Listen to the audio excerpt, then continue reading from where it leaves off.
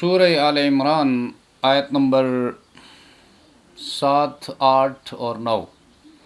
نحمدہ ونصلی علی رسولہ الکریم، اما بعد فاعوذ باللہ من الشیطان الرجیم،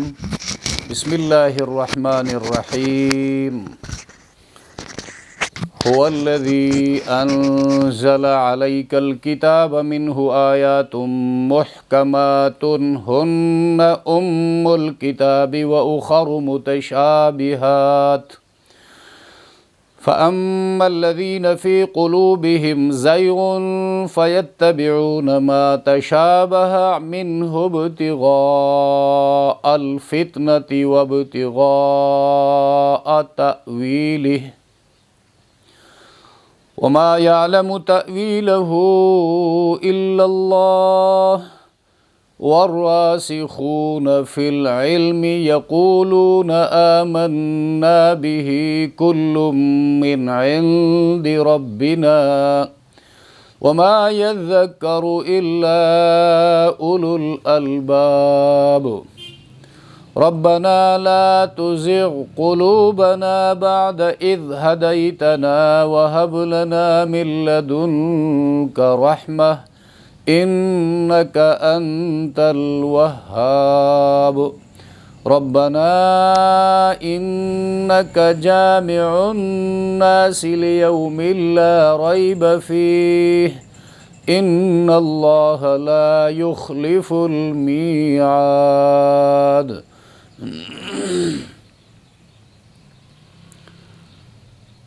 لفظی ترجمہ،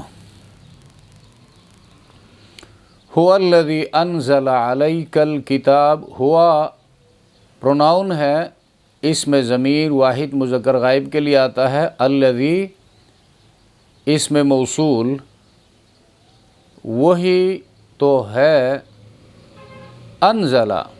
انزال مصدر سے ماضی واحد مذکر غائب کا صیغہ ہے۔ اتاری، علیکہ، علیکہ علی اور کاف سے مرکب ہے، یہ علی جار ہے اور کاف ضمیر واحد مذکر حاضر، حرف جار اس کے اوپر داخل ہو، اس لیے اس کو مجرور کہتے ہیں۔ تجھ پر، الکتاب، کتاب مقدس، یعنی اللہ وہی ہے جس نے آپ پر کتاب مقدس نازل کی، قرآن کریم۔ منہ آیات محکمات ہن ام الکتاب واخر متشابہات۔ منہ، یہاں پر من اور ہو سے مرکب ہے۔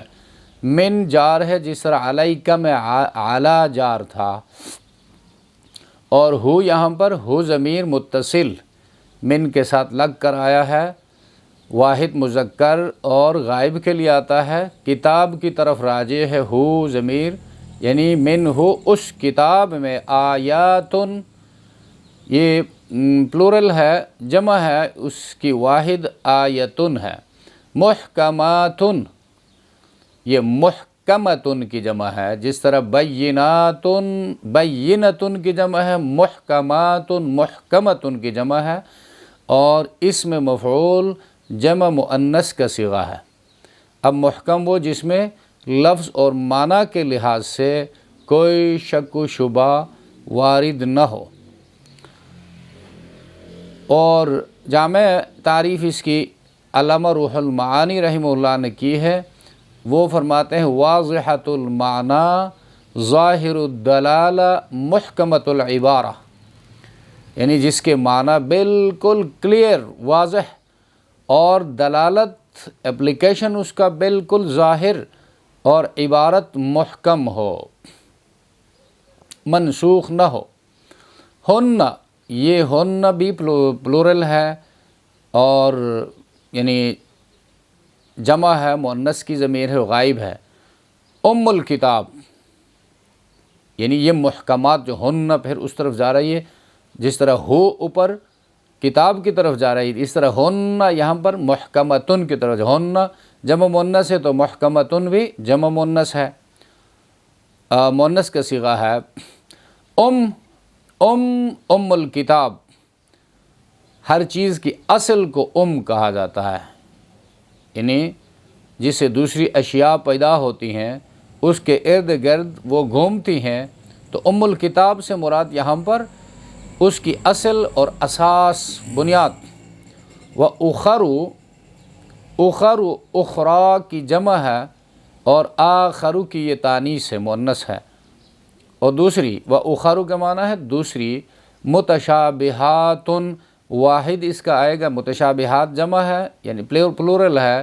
اور اس کا جو سنگولر آئے گا وہ متشابہتن۔ ایسے کلام کو کہتے ہیں جو دوسرے کلام سے ایسا ملتا جلتا ہو کہ باہم امتیاز مشکل ہو اور اس کی حقیقت سمجھنے میں دشواری ہو، جیسے حروف مقطعات ہیں یا امور آخرت ہیں، جنت ہے، جہنم ہے، جنت کی نعمتیں ہیں، جہنم کے عذابوں کا ذکر ہے، اور یہ سب حروف متشابہات ہیں۔ یعنی اللہ وہی ہے جس نے آپ پر کتاب نازل کی جس میں محکمات یعنی محکم آیات ہیں جو کتاب کی اصل ہیں، اور کچھ متشابہ ہیں۔ قرآن مجید میں آیات احکام، امر، نہی، کچھ چیزوں سے روکا گیا ہے، یعنی لا تشرکو باللہ شیئا روکا گیا ہے شرک سے، اعبدوا اللہ ایک اللہ کی عبادت کرو یہ امر ہے، اور حلال ہے، حرام ہے، یعنی حرمت علیکم امہاتکم یہ محکم آیت ہے، حرمت علیکم امہاتکم تم پر تمہاری مائیں حرام کی گئی ہیں، یہ سب محکمات۔ اس طرح صفات باری تعالیٰ ہیں، امور غیب اور آخرت یہ متشابہات۔ فَأَمَّا الَّذِينَ فِي قُلُوبِهِمْ زَيْغٌ فَأَمَّا الَّذِينَ اس کا ترجمہ کو پس وہ لوگ، اما اس کا ترجمہ ہے کہ لیکن یا سو، اردو میں ترجمہ کرتے ہیں سو، حرف شرط تفصیل اور تاکید کے لیے آتا ہے، الذین اس میں موصول ہے، وہ لوگ جو یا جنہوں نے، فی قلوبہم قلوب کی، قلوب جمع ہے قلب ان کی، قلب دل کو کہتے ہیں،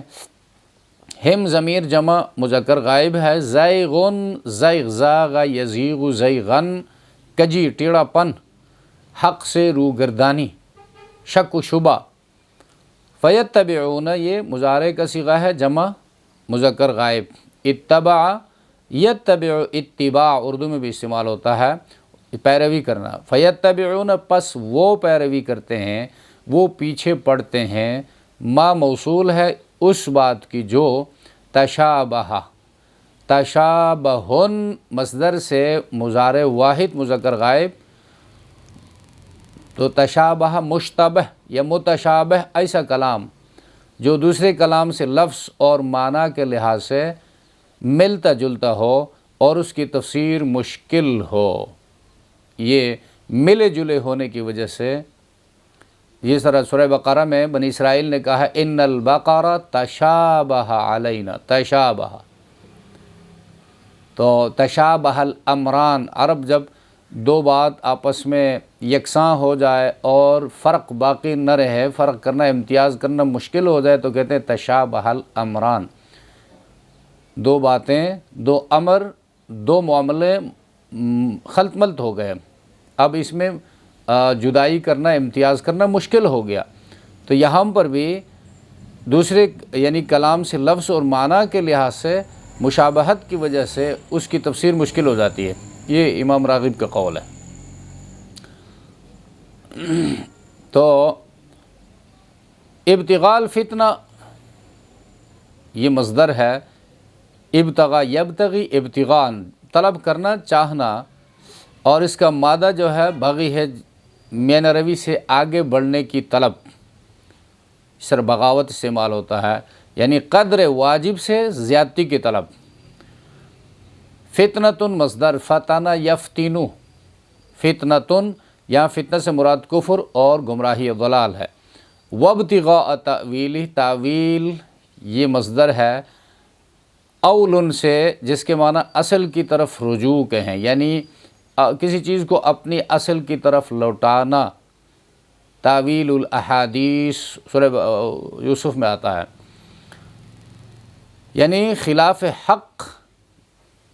اس کی تعویل اور تفسیر کرتے ہیں۔ تو مطلب یہ ہے کہ جن لوگوں کے دلوں میں کجی ہے، گمراہی ہے، وہ متشابہ کے در پہ ہوتے ہیں، فتنہ و فساد کی طلب میں اور اس کے غلط مطلب کی تلاش میں سرگردان رہتے ہیں۔ وما یعلم، اور واو کا معنی ہے اور، ما نافیہ ہے، یعلم مضارع پریزنٹ ٹینس ہے، واحد مذکر غائب، عالم یعلم علما جاننا، اور تعویلہ مصدر ہے، اس کا مادہ اول ہے، جیسے بتایا گیا کسی شے کو اس کی اصل کی طرف لوٹانے کا نام تعویل ہے۔ اور الا اللہ، الا کلمہ استثناء ہے، اللہ اور ان متشابہات کی تفسیر اور مطلب کو کوئی نہیں جانتا مگر اللہ۔ والراسخون، راسخون رسوخ رکھنے والے، یعنی راسخون اسم فاعل ہے اور جمع مذکر واحد کا صیغہ ہے، جمع مذکر کا صیغہ ہے، واحد نہیں۔ راسخ واحد اس کا راسخ ہے، اور اس کا مادہ رسوخ ہے۔ رسوخ پختگی کو کہتے ہیں، کسی چیز کے مضبوطی سے قائم کرنے کو رسوخ کہتے ہیں، اردو میں بھی یہ لفظ استعمال ہوتا ہے۔ اور راسخون فی العلم، وہ لوگ جو علم دین میں وسعت نظر اور پختگی اور رسوخ کے مالک ہیں، بصیرت والے، علم دین میں بصیرت رکھنے والے۔ یقولون، یقولون یہ قول سے مصدر ہے، مضارع جمع مذکر غائب۔ آمنا ماضی جمع متکلم کا صیغہ، آمن یؤمن ایمانا بہ، یہ با حرف جار ہے، ہی ضمیر واحد مذکر غائب ہے۔ اور علم میں وسعت اور رسوخ رکھنے والے کہتے ہیں کہ متشابہ اور محکم سب کے سب ہمارے پروردگار کی طرف سے ہیں۔ وما یذکر الا اولو الالباب، وما یہاں پر بھی ما نافیہ ہے، یذکر یہ تذکیر جو ہے، تذکیر مصدر سے مضارع واحد مذکر غائب، الا حرف استثناء، یعنی کسی چیز کو جدا، استثناء کا معنی ہے ٹو ایگزمپٹ، الگ کرنا، جدا کرنا۔ اولو جمع کا صیغہ ہے، مالک صاحب۔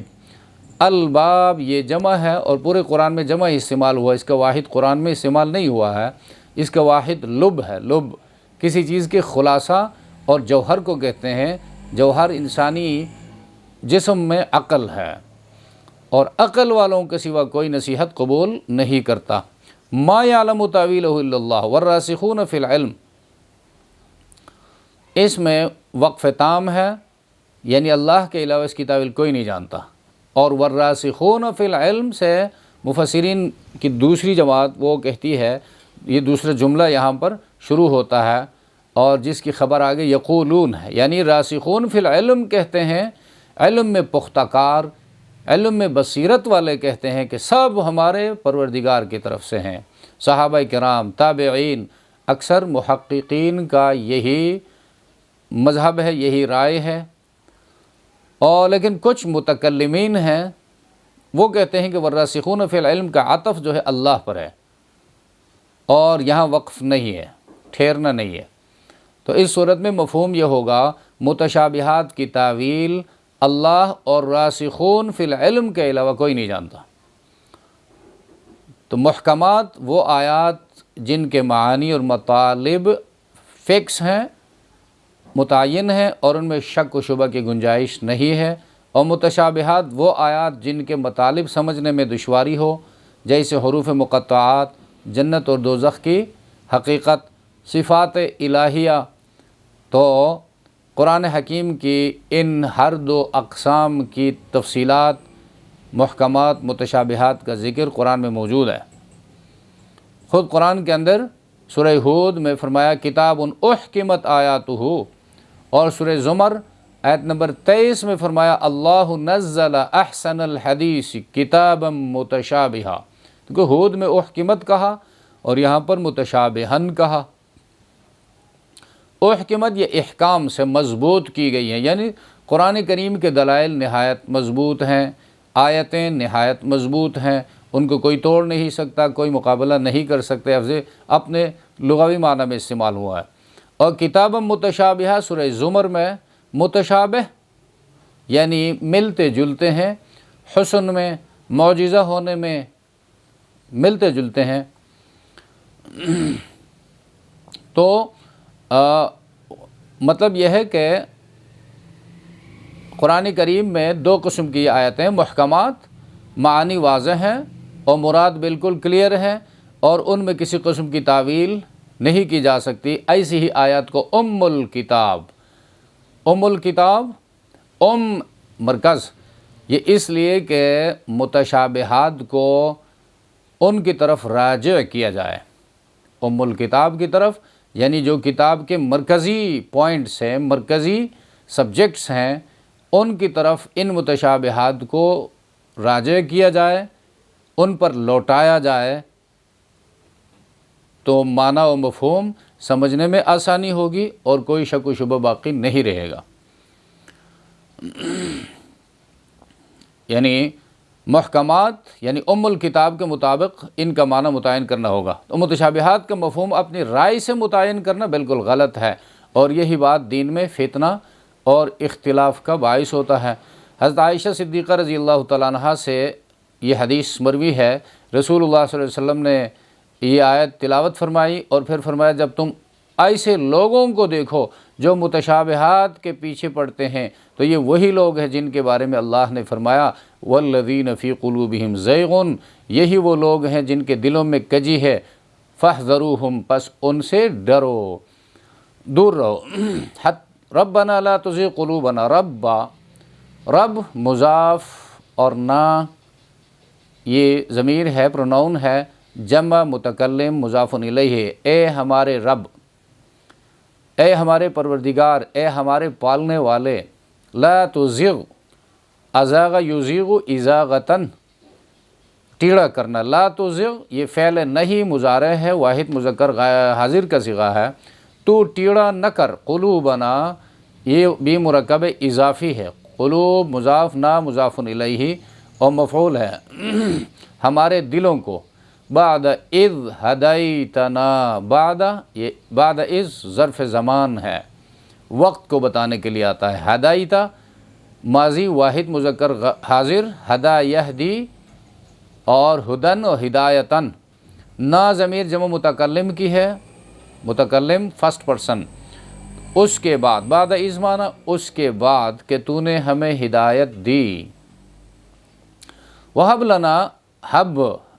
یہ امر واحد مذکر ہے، وہب یہیب، وہبن اور ہبتن، تو عطا کر ہمیں یا ہمارے لیے، من لدن کا رحمتن، لدن کا، لدن مضاف ہے، کاف ضمیر واحد مذکر ہے اور حاضر کا صیغہ مضاف الیہ ہے، من عندکا، لدن سے پہلے عموماً یہ من آتا ہے، من لدن کا معنی اپنی طرف سے، عربی میں اس کا ترجمہ من عندکا آئے گا، اور ہمیشہ مضاف یہ مستعمل ہوتا ہے، رحمتاً مصدر ہے، رحم یرحم رحمتاً، اپنے پاس سے رحمت، انک انت الوہاب،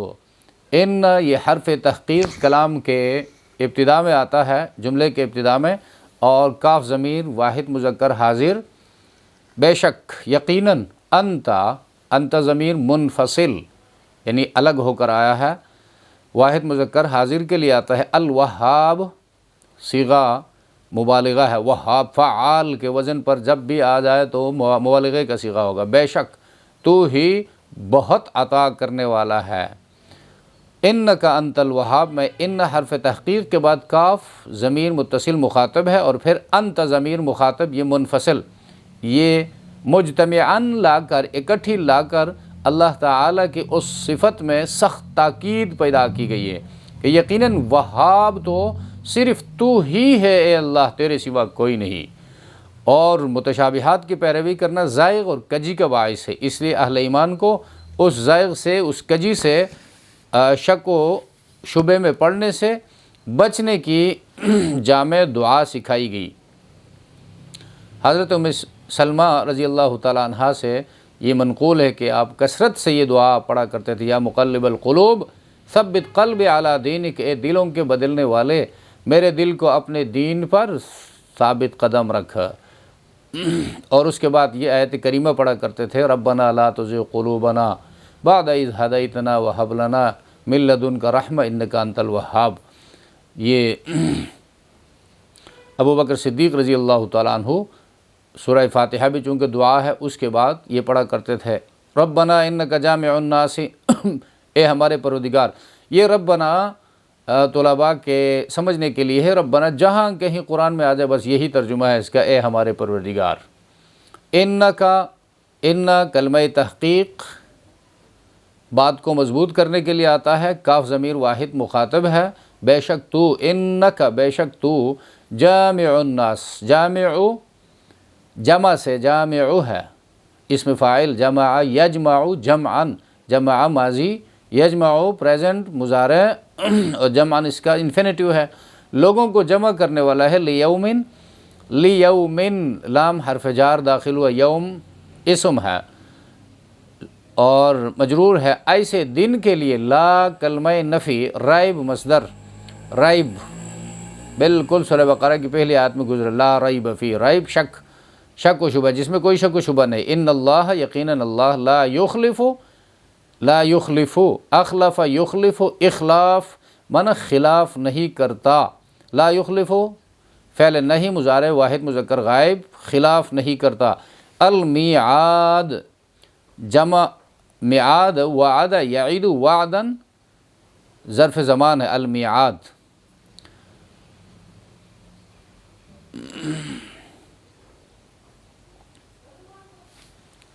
اب ان آیات میں پہلے یہ بات کی گئی ہے، وہ نجران کے جو عیسائی تھے وہ آئے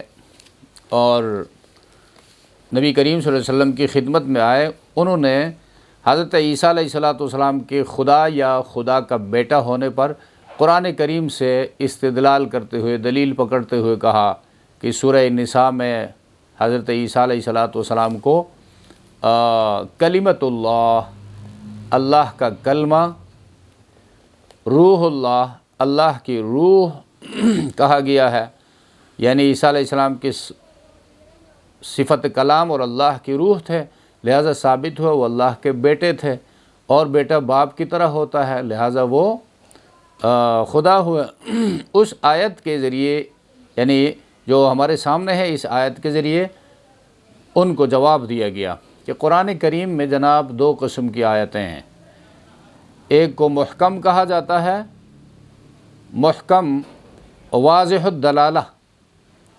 جن کی دلالت بالکل واضح ہوتی ہے، اور دوسری متشابہ یعنی مبہم غیر واضح الدلالہ۔ تو اول جو ہے واضح الدلالہ یا محکم جو ہوتے ہیں وہ قرآن کی اصل آیات ہیں، ان پر دین کا مدار ہے، وہ محکم کہلاتی ہیں، اور قرآن کریم میں سورہ نساء کی اسی آیت میں جس آیت کا تم لوگ حوالہ دے رہے ہو، وفد نجران سے کہتا ہے، اور دوسری آیات میں ان کے علاوہ جگہ جگہ صاف لفظوں میں یہ بتایا گیا ہے کہ اللہ تعالیٰ کی کوئی اولاد نہیں ہو سکتی، اور عیسیٰ علیہ السلام کو خدا یا خدا کا بیٹا قرار دینا کفر اور شرک ہے۔ ان واضح آیتوں کو چھوڑ کر غیر واضح لفظوں کو پکڑ کر جا بیٹھنا، یہ دل کی کجی کی علامت ہے، تمہارے دلوں میں کجی ہے۔ اب اس کو ذرا دیکھتے ہیں، سورہ نساء کے آیت نمبر 171 میں روح اللہ و کلمت اللہ جو کہا گیا ہے، یہاں پر قرآن کریم میں فرمایا، یا اہل الکتاب لا تغلوا فی دینکم، اے اہل کتاب اپنے دین میں حد سے مت بڑھو، ولا تقولوا علی اللہ الا الحق، اور اللہ کے بارے میں حق کے علاوہ، حق کے سوا کوئی بات مت کہو، انما المسیح عیسی ابن مریم رسول اللہ، عیسیٰ یقیناً مسیح علیہ السلام، عیسیٰ علیہ السلام وہ مریم کا بیٹا ہے، اللہ کا نمائندہ ہے، اللہ کا فرستادہ ہے، وَكَلِمَتُهُ، اور اللہ کا ایک کلمہ تھے، اللہ کی ایک بات تھی، القاہا الی مریم، جو اللہ نے مریم تک پہنچایا، وروح منہ، روح منہ، اس کا مطلب یہ ہے وہ باپ کے بغیر اللہ کے کلمتہ جو فرمایا، باپ کے بغیر اللہ کے کلمہ کن سے پیدا ہوئے، وہ اللہ کی صفت کن فیکون کا مظہر ہے۔ جس طرح کائنات کو اللہ نے جب پیدا کرنا چاہا تو کن کہا، تو 7 دن کے عرصے میں پیدا کرنے کا اللہ نے ارادہ فرمایا، کن کہا تو 7 دن کے دورانیے میں کائنات وجود میں آ گئی۔ تو یہی حال اللہ کا ارادہ اس سے متعلق ہو گیا عیسیٰ کی پیدائش کے حوالے سے، تو عیسیٰ علیہ السلام پیدا ہو گئے، اور وروح منہ، اور اللہ کی طرف سے ایک روح ہے۔ فآمنوا باللہ ورسلہ، پس تم ایمان لاؤ اللہ پر اور اس کے رسولوں پر۔ ولا تقولوا ثلاثہ، اور یہ مت کہو کہ خدا 3 ہیں۔ انتہو، اس تثلیث سے منع ہو جاؤ، رک جاؤ، انتہو خیر لکم، یہ تمہارے حق میں بہتر ہوگا۔ انما اللہ الہ واحد، اب یہ محکم کی مثال ہے، بے شک اللہ ایک ہی الہ ہے۔ سبحانہ، وہ پاک ہے شریکوں سے، وہ پاک ہے کمزوریوں سے، عیبوں سے۔ تو اس کا کوئی بیٹا ہو یہ عیب ہے، اس کی کوئی بیوی ہو یہ عیب ہے، ان عیبوں سے، ان کمزوریوں سے وہ پاک ہے۔ پاک ہے ان یکون لہ ولد، کہ ہو اس کا کوئی بیٹا، اس کا کوئی نائب۔ لہو ما فی السماوات و ما فی الارض وکفی باللہ وکیلا، اسی کے لیے ہے جو کچھ آسمانوں میں اور زمین میں ہے، وکفی باللہ وکیلا، اور کافی ہے اللہ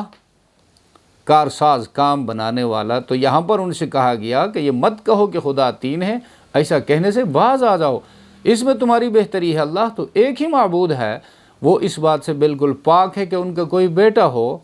آسمان اور زمین میں جو کچھ ہے سب اسی کا ہے، اور سب کی دیکھ بھال کی ذمہ داری اللہ نے لے رکھا ہے، اللہ ہی کافی ہے۔ تو اتنی واضح آیت میں سے 2 لفظ غیر واضح الدلالہ کو پکڑ کر بیٹھ جانا، یہ کون سی عقل مندی کی بات ہے؟ روح منہ اور کلمتہ کو پکڑ کر بیٹھ گئے کہ روح منہ کہا گیا ہے۔ تو یہ تو ہر روح جو ہے، میری اور آپ کی روح بھی اللہ کی طرف سے ہے۔ آدم علیہ السلام کی روح کو بھی اللہ نے اپنی روح قرار دی ہے، سورہ ہجر آیت نمبر 29 میں، فَإِذَا سَوَّيْتُهُ وَنَفَخْتُ فِيهِ مِن رُوحِي فَقَعُوا لَهُ سَاجِدِينَ، جب میں اپنی روح میں سے اس میں پھونک دوں تو تم اللہ آدم کے سامنے سجدہ ریز ہو جاؤ۔ فرشتوں سے کہا سورہ ہجر میں۔ تو کیا آدم بھی اللہ کا بیٹا ہو گیا؟ کیا آدم کو بھی ہم خدا بنا بیٹھیں گے؟ اور پھر ہر انسان کی روح جب رحم مادر میں باڈی تیار ہوتی ہے، اسٹرکچر تیار ہوتا ہے، تو اللہ کی طرف سے وہ روح آتی ہے اور اس میں پھونکی جاتی ہے۔ تو کیا ہر انسان خدا کا بیٹا ہو گیا؟ تو لم یلد ولم یولد ولم یکن لہ کفوا احد لیس کمثلہ شیء، اللہ کے مثل کوئی نہیں، اور نہ اس کا کوئی بیٹا ہے، نہ خود وہ کسی سے پیدا ہوا ہے۔ تو یہاں پر یہی فرمایا انما اللہ الہ واحد، مراد بالکل واضح ہے، سبحانہ ان یکون لہ ولد۔ تو محکام جو ہے، محکمات جو ہم نے کہا، یہ اسم مفعول احکام سے لفظ نکلا ہے، باب فعل، پختہ اور درست کرنا۔ اور محکم وہ کلام جس سے زبان کا جاننے والا ایک ہی معنی جانے، زبان کا جاننے والا۔ قرآن عربی زبان میں ہے تو عربی زبان کا جاننے والا اسے ایک ہی معنی سمجھے اور اس کی مراد بالکل واضح ہو۔ لا الہ الا اللہ، لا تشرکوا باللہ شیئا، واعبدوا اللہ، آتوا الزکاۃ، اقیموا الصلاۃ، یہ سب کیا ہے؟ محکم ہے، بالکل عبارت بے غبار ہے۔ اور حضرت شاہ ولی اللہ رحمۃ اللہ علیہ نے فضل الکبیر میں یہ لکھا ہے کہ اعتبار پہلے زمانے کے عربوں کا ہے، ہمارے زمانے کے محققین کا اعتبار نہیں ہے، جو بال کی کھال اتارتے ہیں ان کی سمجھ کے اعتبار نہیں، کیونکہ فضول تحقیق اور تدقیق وہ ایسی لا علاج بیماری ہے جو محکم کو مبہم اور معلوم کو نامعلوم بنا دیتی ہے۔ اور دوسری متشابہ یہ اسم فاعل کا صیغہ باب تفاعل سے تشابہ تفاعل، تشابہ الشیئان، اس کے لغوی معنی ہے یکساں اور ہم شکل ہونا، فرق باقی نہ رہنا دو چیزوں میں۔ اور اصطلاح میں متشابہ وہ کلام جو غیر مفہوم ہو، غیر واضح یا مختلف معانی کا احتمال رکھتا ہو، جیسے یہاں کلمتہ ہے آیت نمبر 171 سورہ نساء میں، اور روح منہ ہے اسی آیت نمبر 171 میں۔ ان کا ایک مطلب وہ ہے جو ابھی یہاں پر بیان ہوا، اور دوسرا مطلب نجران کے عیسائی وفد نے لیا تھا، لہٰذا یہ الفاظ متشابہ ہیں۔ ان سے کہا گیا کہ ان کو جو کلیئر ہیں اور واضح الدلالہ الفاظ ہیں ان کے سامنے پیش کرو، اور پھر معنی تمہاری سمجھ میں آ جائے گی۔ اور مفسرین نے متشابہ کے پھر مراتب بیان کے، درجات ہیں، مختلف درجات اور احکام ہیں۔ ایک یہ ہے کہ وہ کلام جس کی مراد بالکل ہی واضح نہ ہو، کچھ پلے نہ پڑے، بندہ پڑھتا جائے، سوچتا جائے، غور و فکر کرتا جائے، ذہن میں کچھ نہ آئے، جیسے مختلف صورتوں کے شروع میں حروف مقطعات ہیں، حروف ہجا جو الف لام میم را ح میم عین سین قاف، یہ اعلیٰ درجہ کے متشابہات ہیں۔ ان کے معانی ایک راز ہیں، جس طرح ابوبکر صدیق رضی اللہ تعالیٰ عنہ فرماتے ہیں ہر کتاب کے اسرار ہوتے ہیں، بھید اور راز ہوتے ہیں۔ قرآن کریم کے اسرار، بھید اور راز وہ اوائل السور ہیں، سورتوں کی ابتدا میں حروف مقطعات، اور جن اکابر نے ان کو کھولنے کی کوشش کی ہے وہ پوری طرح کامیاب نہیں ہوئے ہیں۔ دوسری، ذات اور صفات باری تعالیٰ کے حوالے سے، ان کی کیفیات کے حوالے سے جو متشابہات ہیں وہ اوسط درجے کے متشابہات ہیں، وہ انسان کی محدود عقل سے ماوراء ہیں۔ مثلا اللہ تعالیٰ کا عرش، تخت شاہی پر متمکن ہونا، الرحمن علی العرش استویٰ جو کہتا ہے، اس کی مراد واضح ہے۔ مراد واضح اس طرح ہے کہ کائنات پر کنٹرول اللہ ہی کا ہے، مگر اس کی حقیقت کا علم انسان کے عقل سے بالا ہے۔ اسی کے عرش مخلوق ہے اور خالق مخلوق میں نہیں ہو سکتا۔ اب انسان سوچے گا تو پلے کچھ نہیں پڑے گا، اس لیے کہ یہ ما وراء الطبیعیاتی حقائق ہیں، یعنی میٹا فزیکل فیکٹس ہیں، ان تک ہماری رسائی نہیں ہو سکتی، یعنی دوسری دنیا کی باتیں۔ اور انسان جو ہے وہ محسوسات، یعنی جو ویزیبل چیزیں ہیں، محسوسات کے دائرے میں سمجھنے کا عادی ہے، اس لیے اس کی کھود کرید کے بجائے اجمالی طور پر ایمان رکھ کر کیفیت کو اللہ کے حوالے کرنا ہے۔ اور بعض دوسری جو جن کی لغوی معنی معلوم ہے وہ بھی اس دوسری کیٹیگری میں داخل ہیں۔ مثلا جنت کے لیے میووں کے لیے آنابن کہا، نخیلن کہا۔ آناب ہم جانتے ہیں، اسی کے ہم تو محسوسات کے دائرے میں سمجھنے کے عادی ہیں، اللہ نے ہمیں سمجھایا ہے۔ جب انگور کی بات آتی ہے تو ہم نے جو دیکھا ہے وہی ہماری سمجھ میں آتا ہے، جب کھجور کی بات آتی ہے جو ہم نے دیکھا ہے، کھایا ہے، وہ ہماری سمجھ میں آ جاتی ہے۔ لیکن وہ جنت کی کھجوریں، اصل ان کی حقیقت کیا ہوگی، ان کی جسامت کتنی ہوگی، ان کے درخت جو ہیں ان کے حقائق کیا ہوں گے، وہ چونکہ وہاں جا کر دیکھنے سے تعلق رکھتے ہیں اور اس کے لیے محنت کی ضرورت ہے۔ وَفِي ذَلِكَ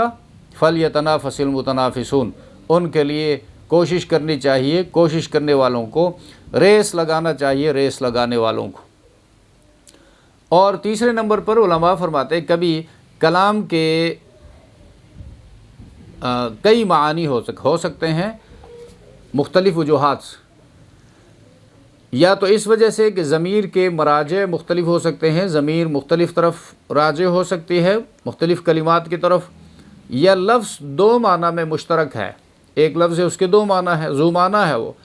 یا قریب پر بھی عطف ہو سکتا ہے اور دور کا جو کلمہ ہے اس پر بھی عطف ہو سکتا ہے، یا جملہ میں عطف کا بھی احتمال ہے اور استئناف کا بھی احتمال ہے، یعنی جملے کو آپ دوسرے جملے پر ڈال کر معطوف علیہ بنائیں اور ان کا ایک ہی حکم نکالے، یا استئناف نئے سرے سے الگ جملہ قرار دے، یہ بھی ہو سکتا ہے۔ تو ایسی جگہوں میں مراد مبہم ہو جاتی ہے، اور یہ صورتیں صرف جو بصیرت والے ہیں، بصیرت والوں کی جو لنگاہ ہیں، اور ان کی مراد کی تعین میں کبھی اختلاف بھی ہو سکتا ہے۔ تو ایسی صورت میں کسی ایک بڑے ماہر عالم کے پیچھے جانے کے سوا کوئی چارہ کار نہیں۔ تو ایک عالم کے پیچھے جانے کو تقلید کہا جاتا ہے کہ ہم اس عالم کی تحقیق پر عمل کرتے ہیں اور سمجھنے کی کوشش کرتے ہیں۔ اور آگے جو فرمایا، جو متشابہات کے حوالے سے پختہ کار لوگوں کا موقف کیا ہوتا ہے، تو نادان لوگ چونکہ پہلی اور دوسری قسم کے متشابہات کو لے کر دوڑتے ہیں، جیسے نجران کے عیسائیوں کا مسلک ذکر ہوا، اور بعض لوگ پھر فتنے کی تلاش میں ان میں کھود کرید شروع کرتے ہیں، اپنی طرف سے تعویلات شروع کرتے ہیں، جو ان کے ذہن میں ہوتا ہے اس کو لوگوں پر تھوپنے کے لیے دور کی کوڑی لاتے ہیں۔ حالانکہ اللہ نے ان کو جب متشابہ قرار دیا ہے، ان کے معانی نہیں بتائے ہیں، اور ان کے معانی کو محکمات کی روشنی میں سمجھنے کی کوشش کرنے کا حکم دیا گیا ہے، اس صحیح راستے کو چھوڑ کر، اسلم راستے کو چھوڑ کر غیر صحیح راستے کی طرف خود چلنا اور لوگوں کو اپنے پیچھے چلانا، اور یہی ہے بہت بڑی گمراہی۔ تو جو علم میں پختہ کار ہیں، وہ پختہ کار لوگ اپنے کمال علمی اور قوت ایمانی پر مغرور اور مطمئن نہیں ہوتے، بلکہ استقامت اور فضل و عنایت کے طلبگار رہتے ہیں، کہ تاکہ کمائی ہوئی پونجی جو ہے وہ ضائع نہ ہو جائے۔ وہ دعا کرتے ہیں، الہی دل سیدھے ہونے کے بعد کج نہ کر دیے جائے، لا تزغ قلوبنا، کیونکہ ایک دن ضرور آ کر رہے گا جس میں کج رو جن مسائل میں جھگڑتے رہیں ان کا دو ٹوک فیصلہ کر دیا جائے گا۔ تو اللہ کا وعدہ ضرور پورا ہو کر رہے گا۔ تو یہاں پر ہاں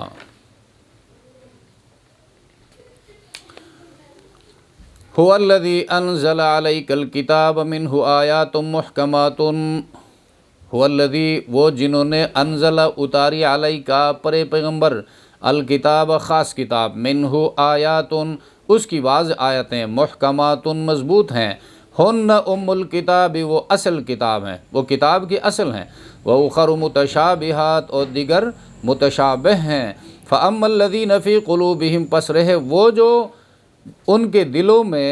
زیغن کجی ہے، فَيَتَّبِعُونَ پس پیچھے پڑتے ہیں وہ مَا تَشَابَهَ مِنْهُ اس کے جو متشابہ ہیں اس سے، ابتغاء الفتنتی چاہتے ہوئے فتنہ گمراہی، وابتغاء تأویلہ اور چاہتے ہوئے اس کا مطلب، وما یعلم اور حالانکہ نہیں جانتے تأویلہ اس کی حقیقت، الا اللہ مگر اللہ تعالی، والراسخون فی العلم اور مضبوط لوگ علم میں، یقولون کہتے ہیں یعنی یہ دعا کرتے ہیں، آمنا بہ مانتے ہیں ہم اس کو، کل من عند ربنا سب محکمات اور متشابہات سب ہمارے رب کی جانب سے ہیں، وما یذکر الا اولو الالباب اور نہیں نصیحت پکڑتے مگر خالص عقل والے، ربنا لا تزغ قلوبنا اے ہمارے رب نہ ٹیڑا کر ہمارے دلوں کو، بعد اذ ہدیتنا بعد ہمیں راہ دکھانے کے، وہب لنا اور بخش دے ہمیں، من لدن کا اپنے پاس سے، رحمتاً مہربانی،